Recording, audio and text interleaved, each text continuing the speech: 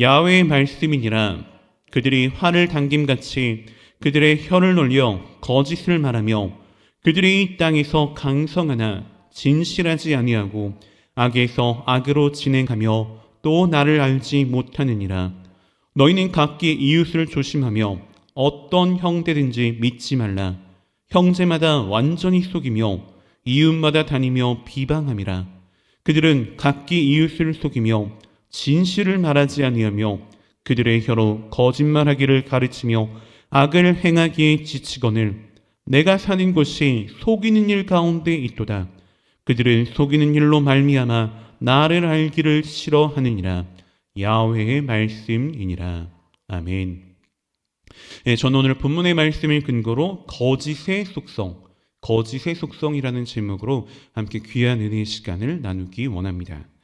여러분, 진실됨 이러한 것은 하나님의 속성입니다. 진실은 하나님의 속성인데 남을 속이는 거짓은 누구의 속성입니까? 마귀의 속성이라고 말할 수가 있습니다. 왜냐하면 마귀는 거짓의 아비이기 때문이죠. 자, 그래서 오늘 본문 가운데 유다 백성들이 거짓으로 그 이웃을 속이는 일에 혈안이 되었다. 속이는 일을 일삼았다라는 것은 무엇을 뜻하는 것입니까? 그들이 하나님의 자녀에서, 하나님의 백성에서 마귀의 자녀로, 마귀의 백성으로 변화되었다. 변질되었다라는 것을 뜻하는 것입니다. 그리고 그로 인해 그들은 하나님의 심판을 피할 수 없는 그러한 상황 가운데 처하게 된 것이죠. 그런데 여러분, 이와 같이 하나님의 자녀, 하나님의 백성이 마귀의 자녀, 마귀의 백성으로 변질된 그 이유는 무엇 때문입니까? 거짓말을 해서 이렇게 변했는데 무엇 때문에 그들이 거짓을 일삼게 되었죠? 그들의 마음속에 있는 이기적인 탐심 때문입니다. 다시 말해 자신의 이기적인 욕구를 취하기 위해서 다른 사람을 속이는 그런 일에 빠지게 되었다는 것이죠. 자, 그래서 우리는 어떤 것을 가장 조심해야 되냐? 이 마음속에 찾아오는 탐심, 욕심의 마음을 우리가 제어할 수 있어야 됩니다. 그래서 욕심이 잉태하면 무엇이 된다 말씀하셨죠? 죄를 낳고 또 죄가 잉태하면 사망을 낳는다라고 말씀해 주신 그 말씀의 내용을 우리가 항상 기억해야 하는 것입니다. 사랑하는 여러분, 하나님께서 하나님 자신보다도 누구를 사랑하셨기 때문에 그리스도를 보내셨습니까? 하나님 자신보다 우리를 사랑하셨기 때문에 독생자 예수 그리스도를 이 땅 가운데 보내주신 것입니다. 자, 그럼 우리는 어떠해야 합니까? 하나님의 자녀로서 하나님의 그 사랑을 본받을 수 있어야 하는 거죠. 먼저 남을 생각할 수 있는, 타인을 배려할 수 있는 그 하나님의 사랑의 마음을 우리의 욕심보다 앞설 수 있는 그러한 사람이 되어야 하는 것입니다. 자, 여러분, 오늘 본문의 말씀은 유다 백성들의 진실되지 못한 거짓, 이 거짓에 대한 하나님의 고발의 내용을 담고 있습니다. 자, 그중 본문 예레미야 9장 3절의 말씀을 함께 확인해 보면 야훼의 말씀이니라. 그들이 환을 당김같이 그들의 혀를 놀려 거짓을 말하며 그들이 이 땅에서 강성하나 진실하지 아니하고 악에서 악으로 진행하며 또 나를 알지 못하느니라 라고 말씀해 주고 계십니다. 자, 3절을 보면 그들이 화를 당김같이 그들의 혀를 놀려 거짓을 말한다라고 표현해 주고 있습니다. 자, 이는 유다 백성들이 마치 활을 쏘아 적을 쓰러뜨리듯이 이웃을 해하기 위한 그러한 거짓을 나열하고 있다는 그러한 의미가 됩니다. 자, 그런데 여러분, 이처럼 유다 백성들이 거짓말을 서슴없이 하는 데에는 분명한 이유가 있는 것이죠. 자, 왜 그렇습니까? 그들이 하나님을 알지 못했기 때문입니다. 하나님을 알지 못하니 거짓으로 이웃을 해야 하는 일에 힘쓰고 있는 것이죠. 자, 근데 하나님을 알지 못했다. 자, 이게 하나님에 대한 지식이 없는 것을 뜻하는 것은 아닙니다. 하나님께서 택하신 선민 백성이기 때문에 하나님에 대해서 알지 못할 수는 없죠. 교육은 계속해서 받고 있기 때문에 하나님에 대한 내용은 알고 있습니다. 지식적으로는 알고 있죠. 하지만 그들은 하나님을 알고 있기는 알고 있지만 제대로 알지 못했다라는 것입니다. 하나님을 알되 어떤 부분으로 안 것입니까? 지식적인 부분으로, 머리로 이해했다라는 거죠. 그들의 삶으로 하나님을 알지는 못했다는 것을 뜻하는 것입니다. 여러분, 성경에서 하나님을 전지전능하신 하나님, 전지전능하신 하나님으로 사람의 모든 생각도 아시고 그들의 모든 행동까지도 감찰하시는 분이라고 말씀해 주고 계십니다. 우리는 사람의 그 마음의 생각들을 읽을 수가 없죠. 보지 않고선 그의 마음을 감찰할 수가 없습니다. 하지만 하나님께서는 그 마음의 생각 중심까지도 꿰뚫어 보시는 하나님이시죠. 자, 근데 그들은, 이 이스라엘 백성들은 그 사실을 지식적으로만 알았기 때문에 실제적으로는 그들의 삶 속에서 하나님을 인정하는 삶, 야훼를 인정하는 삶을 제대로 살지 못했다라는 것입니다. 또한 성경은 하나님께서는 또한 성경을 보면 하나님께서는 거짓을 미워하신다라고 표현하시죠. 거짓을 미워하시고 거짓을 행하는 자들을 심판하시는 하나님이라고 설명해 주고 있지만 그들은 하나님께서 자신을 심판하실 것이라는 그러한 사실을 인정하지 않았다라는 것입니다. 즉 유다 백성들은 하나님에 대해서 무지했던 것이죠. 하나님에 대해서 무지했고 그로 말미암아 이 거짓말을 행하는데 굉장히 용감했다라는 것입니다. 만일 그들이 하나님에 대해서 실제적으로 그들의 삶 속에서 실제적으로 알았다면 혹 인간의 연약함으로 거짓을 말할 수는 있다 할지라도 그렇게 거짓을 말하는데 이웃을 해하면서 거짓을 말하는 이러한 용감한 모습이 나타날 수는 없었다는 것이죠. 여러분, 사람이 거짓말을 하는 가장 큰 이유는 무엇입니까? 거짓을 말하는데 가장 큰 이유가 되는 것은 무엇이죠? 하나님을 제대로 알지 못하기 때문입니다. 왜 세상 사람들이 거짓말을 하는데 거리낌이 없는 것입니까? 하나님을 모르기 때문입니다. 그런데 성도라고 칭하는 사람들 중에서도 거짓을 말하는데 거리낌이 없는 사람들이 간혹 있습니다. 자, 이러한 사람은 무엇입니까?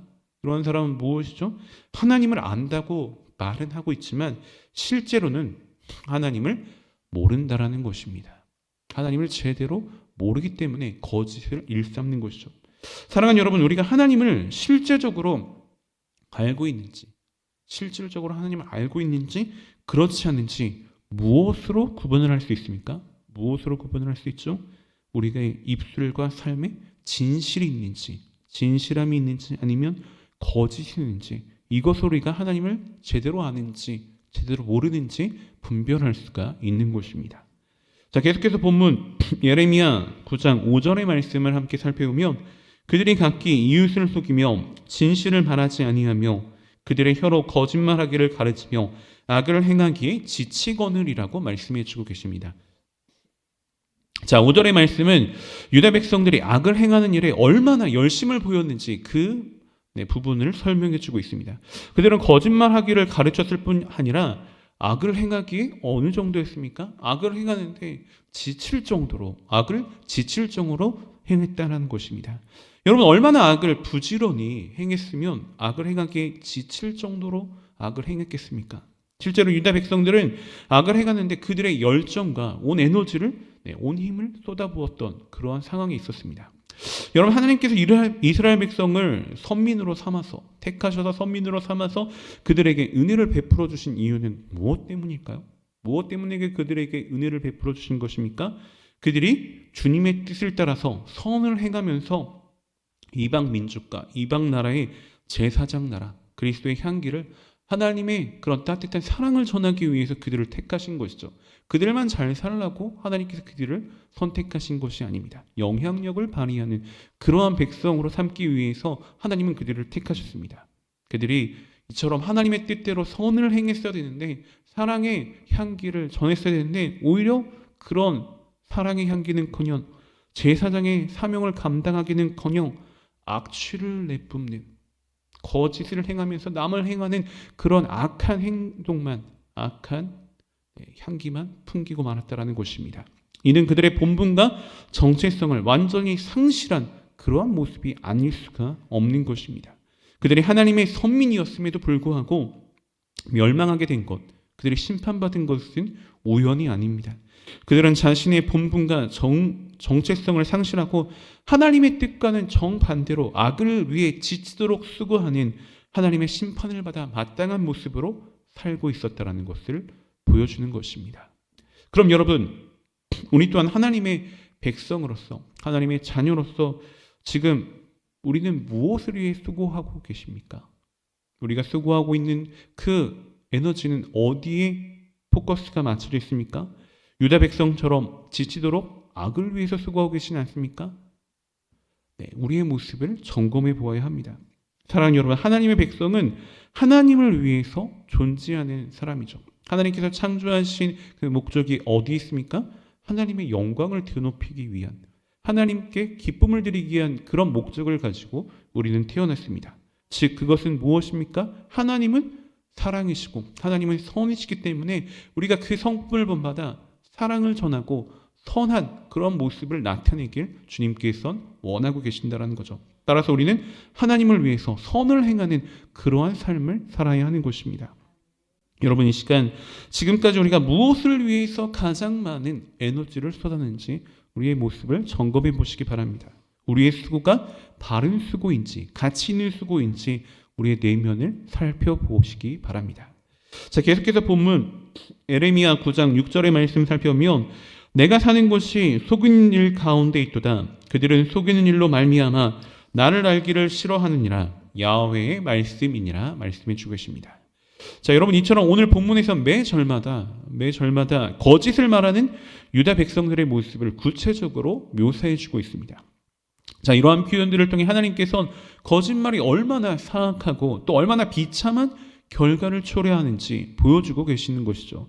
비단 본문의 말씀뿐만 아니라 거짓말은 심각한 결과, 비참한 일을 초래하는 걸 우리가 확인해 볼 수가 있습니다. 물론 모든 거짓말이 다 나쁘다라고 말할 수는 없죠. 거짓말이 또 분류를 할 수 있습니다. 거짓말 중에서는 어떤 거짓말도 있습니까?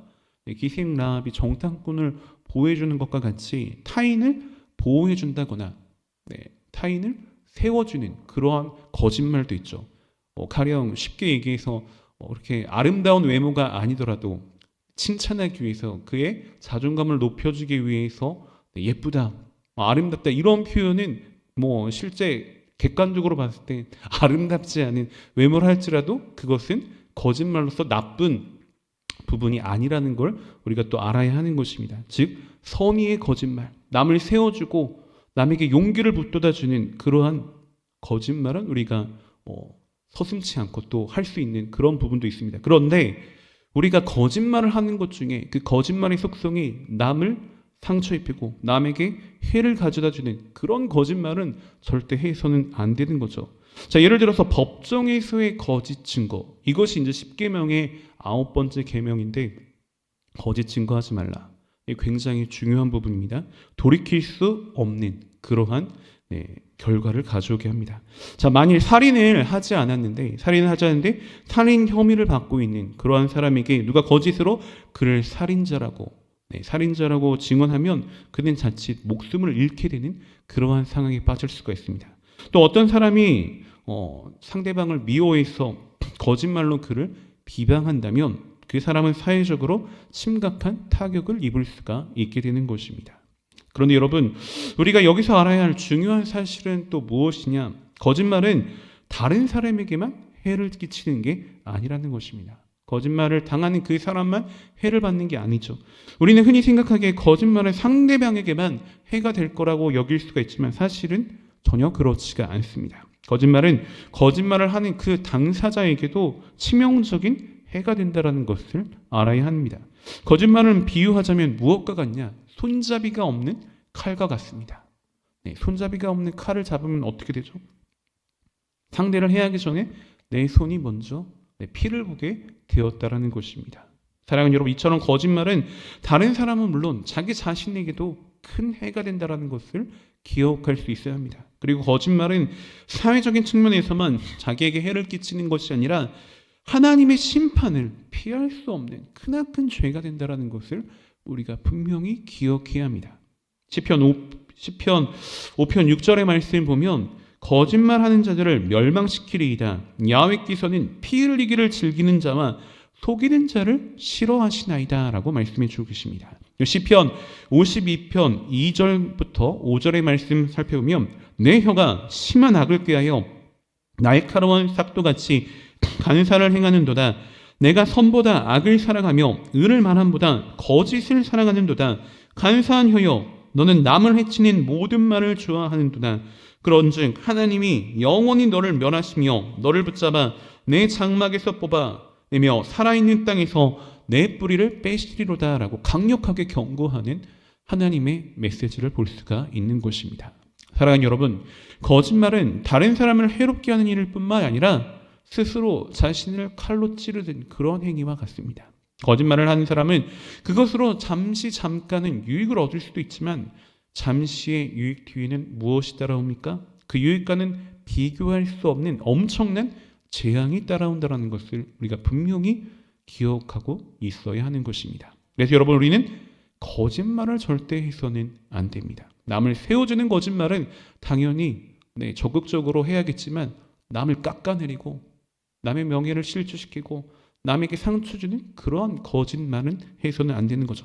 거짓말로 아무리 큰 유익을 이룰 수 있다 할지라도 절대 우리의 입술로 거짓을 말해서는 안 되는 것입니다. 오직 진실된 것만을 말하기 위해 우리의 마음과 입술을 항상 제어해야 하는 것입니다.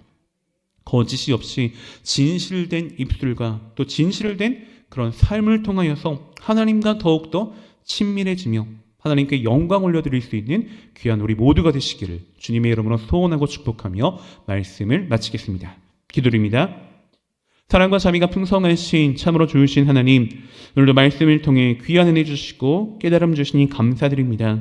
오늘 우리에게 주신 말씀과 같이 마귀의 속성인 거짓을 피하는 저희들이 되기를 원합니다. 하나님의 속성인 사랑이 넘치는 입술로 우리의 삶 속에서 진실함과 따뜻함과 선함이 나타나게 하시고 그로 인해 하나님께 영광 올려드리며 그리스도의 향기를 나타내는 아름다운 우리 모두가 될 수 있도록 주님 축복하여 주옵소서. 거룩하신 하나님, 이제 또 저희가 정성껏 준비한 예물을 주님 앞에 드립니다. 드려지는 모든 손길 가운데 한없는 주의 은혜와 사랑으로 가득히 채워주시고 이 예물이 쓰여지는 모든 곳 가운데 그리스도의 향기와 영광만이 아름답게 드러나게 하여 주옵소서. 감사드리며 모든 말씀 살아계신 예수 그리스도를 받들어 간절히 기도 올리옵나이다. 아멘.